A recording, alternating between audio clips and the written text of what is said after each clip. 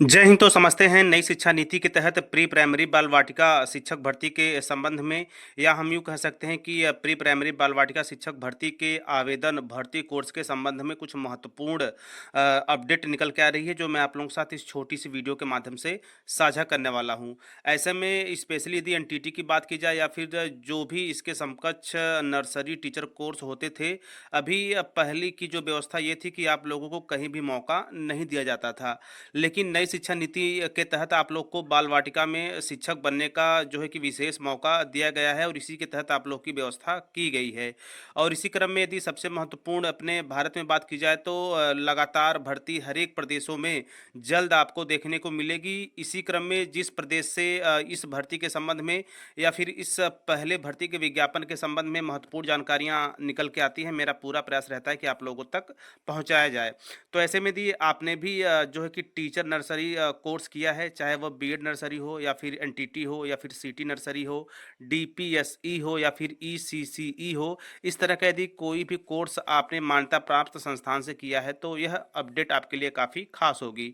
तो इसी क्रम में मैं बात करना चाहूँगा ऐसे अभ्यर्थियों की जिन्होंने इग्नू के माध्यम से एनटीटी का कोर्स कंप्लीट किया है, या फिर आप किसी रेगुलर संस्थान से एनटीटी का कोर्स किया है, या फिर प्राइवेट संस्थान से, या फिर आपने 1 वर्ष का एनटीटी कोर्स किया है। तो यह महत्वपूर्ण फैसला या यह महत्वपूर्ण जानकारी जो है कि आप समझिए, इसके साथ-साथ अन्य जो एनटीटी अभ्यर्थी हैं उन लोगों तक पहुँचाइए। तो चलिए सबसे पहले ऑफ़िशियली न्यूज़ का विश्लेषण करते हैं, वहाँ से समझते हैं कि जानकारी के रूप में क्या चीज़ें निकल के आ रही हैं। इसी क्रम में आज की सबसे नवीनतम और लेटेस्ट अपडेट की बात की जाए तो एनटीटी डिप्लोमा धारकों ने प्री नर्सरी भर्ती में मांगी राहत। इसी क्रम में यह जो अपडेट है वह शिमला हिमाचल प्रदेश से निकल के आ रही है, क्योंकि हिमाचल शिमला जो है कि हिमाचल शिमला में या हिमाचल प्रदेश में जल्द ही प्राइमरी शिक्षक प्री प्राइमरी शिक्षक भर्ती या फिर बाल वाटिका या फिर हम कह सकते हैं नर्सरी टीचर या फिर हम कह सकते हैं एनटीटी भर्ती का विज्ञापन आपको 6,000 प्लस पोस्ट के लगभग आपको देखने को मिलेगा। तो जाहिर सी बात है, यदि किसी एक प्रदेश में सबसे पहले वैकेंसीज आई हैं, वहाँ पे भर्तियाँ हो रही हैं, तो उसके कुछ नियम अन्य प्रदेशों में भी अवश्य लागू होंगे, क्योंकि पूरा तो पूरा नहीं बट कुछ नियम अवश्य लागू होंगे। तो उन्हीं नियमों का विश्लेषण करेंगे और कोर्स के माध्यम से समझेंगे कि हम कहाँ पे किस तरह से फिट बैठ रहे हैं। तो देखिए, यहाँ पे कहा जा रहा है कि प्रदेश के स्कूलों में एनटीटी की भर्तियों को लेकर अब इग्नू से डिप्लोमा इन अर्ली चाइल्डहुड धारकों ने भी उन्हें प्राथमिकता दिए जाने की मांग की है। इन डिप्लोमा धारकों का कहना है कि प्रदेश के विभिन्न जिलों से Indira Gandhi national open university से एनटीटी का diploma diploma in early child and care education किया हुआ है। वर्तमान में इस डिप्लोमा धारकों की संख्या लगभग 5 से 7 हज़ार है। इस डिप्लोमा को करने के लिए बीएड से भी ज़्यादा मेहनत की है। वहीं 1 महीने की टीचिंग प्रैक्टिस सरकारी प्राथमिक विद्यालयों में पाठशाला में की है, जिसमें बच्चों को टीएलएम के माध्यम से अलग अलग गतिविधियों के माध्यम से प्री प्राइमरी के बच्चों को पढ़ाया है। इग्नू के द्वारा जो यह डिप्लोमा करवाया जाता है, इसका सिलेबस और पाठ्यक्रम इसी पोस्ट के लिए बनाया गया है, लेकिन राज्य सरकार जबरदस्ती एनसीटी की शर्त को थोप रही है। वहीं जबकि हिमाचल प्रदेश में एनसीटी से मान्यता प्राप्त कोई भी संस्थान नहीं है। हिमाचल एनसीटी 2 साल डिप्लोमा धारकों की संख्या 50 से 100 कैंडिडेट से अधिक नहीं है। एनसीटी की शर्त किसी भी राज्य पर जरूरी नहीं होती, राज्य अपने संसाधन के आधार पर भर्ती कर सकता है। तो यह सबसे बड़ी बात है।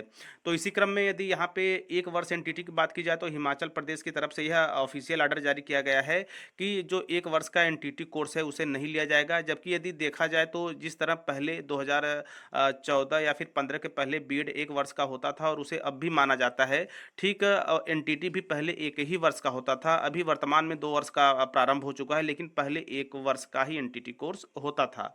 इसके साथ साथ बहुत से ऐसे अभ्यर्थी हैं जिन्होंने एनटीटी का कोर्स अन्य अन्य माध्यमों से किया है, लेकिन यहाँ पे एनसीटी के गाइडलाइन के अनुसार ये भी कहा गया है कि एनटीटी का द्विवर्षीय कोर्स ही वैलिड होगा, जो केवल और केवल एनसीटी मान्यता प्राप्त संस्थान से जो है कि किया गया हो। इसी क्रम में कुछ ऐसे भी एनटीटी अभ्यर्थी हैं जिन्होंने प्राइवेट संस्थान से एनटीटी का कोर्स किया है, कर रखा है। चूँकि आज से लगभग पहले इतना छानबीन नहीं हुआ करती थी, लेकिन नई गाइडलाइन के अनुसार कई ऐसे एनटीटी अभ्यर्थी हैं जो इसमें फिट नहीं बैठ रहे हैं। फिट बैठ बैठने का इन द सेंस इसमें यहाँ पे ये भी है कि 2 वर्ष का एनटीटी कोर्स, 2 साल के एनटीटी कोर्स को यहाँ पे वैलिडिटी दी गई है।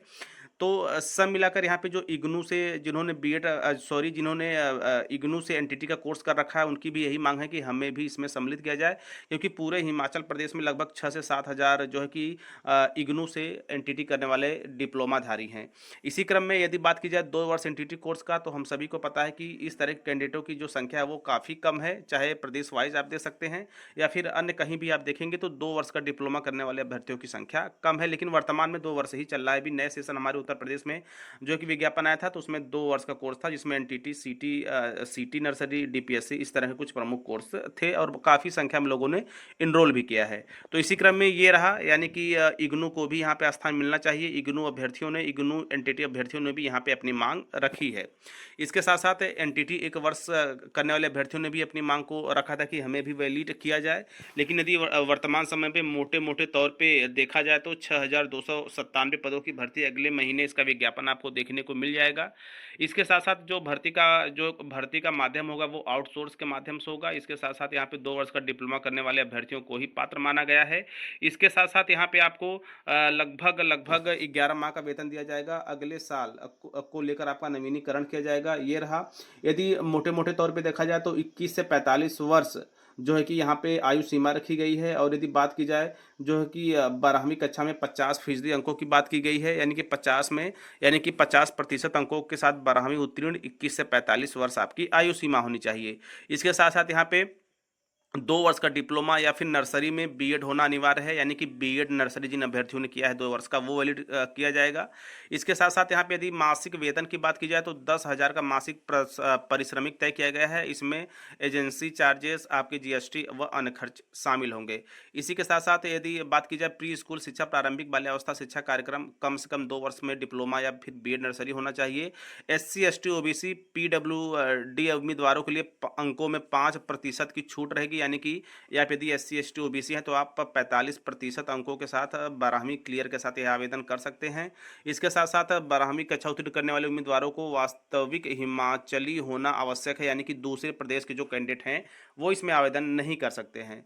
इसी क्रम में यदि पूरी बात की जाए तो इलेक्ट्रॉनिक्स कॉर्पोरेशन वर्तमान में 5% एजेंसी चार्ज लेता है, 10% कटौती EPF के लिए होता है। आउटसोर्स भर्ती पर GST 18% है। तो सब मिलाकर यदि आपके हाथ में मोटे मोटे तौर पे देखा जाए तो 7,000 प्रतिमाह रुपए आएंगे।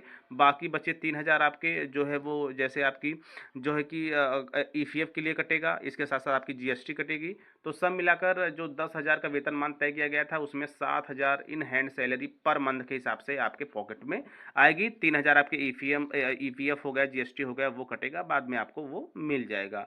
तो ये रहा जो है कि विभिन्न जो कोर्स हैं, चाहे वो एनटीटी 1 वर्ष का हो या फिर जो है कि इग्नू से एनटीटी कोर्स किया गया हो, प्राइवेट संस्थान से आपने किया हो, या फिर जो है कि आपने रेगुलर एनटीटी कोर्स मान्यता प्राप्त संस्थान से किया हो, यहाँ पे है। तो इग्नू अभ्यर्थियों को मौका मिलना चाहिए, क्योंकि पहली व्यवस्था है। इससे पहले कहीं कोई एनटीटी को लेकर व्यवस्था नहीं थी, तो जाहिर सी बात है व्यवस्था मिलेगी तो कई ऐसे कैंडिडेट हैं जिनका भविष्य सवर और सुधर सकेगा। तो ये रहा कुछ महत्वपूर्ण तथ्यों के आधार पर बाल वाटिका प्री प्राइमरी के संबंध में कुछ महत्वपूर्ण जानकारियां जो मैंने आप लोगों के साथ टीचर प्लानिंग पॉइंट चैनल के माध्यम से साझा किया, और आई होप आप चीज़ों को अच्छे वे में समझे होंगे। आगे चलकर आपके कोर्स के संबंध में या फिर पूरे भारतवर्ष के किसी भी प्रदेश में किसी तरह की एनटीटी, सीटी नर्सरी जो है कि डीपीएससी, ईसीई या फिर इग्नू एनटीटी या फिर बीएड नर्सरी जो है कि एनटीटी भर्ती की बात होती है, तो मैं लगातार उसके नए नियमों के साथ, नई जानकारी से के साथ आप लोगों के साथ बना रहूँगा। तो मिलते हैं नेक्स्ट वीडियो नेक्स्ट इन्फॉर्मेशन के साथ। तब तक स्वस्थ, व्यस्त और मस्त रहिए। जय हिंद, वंदे मातरम।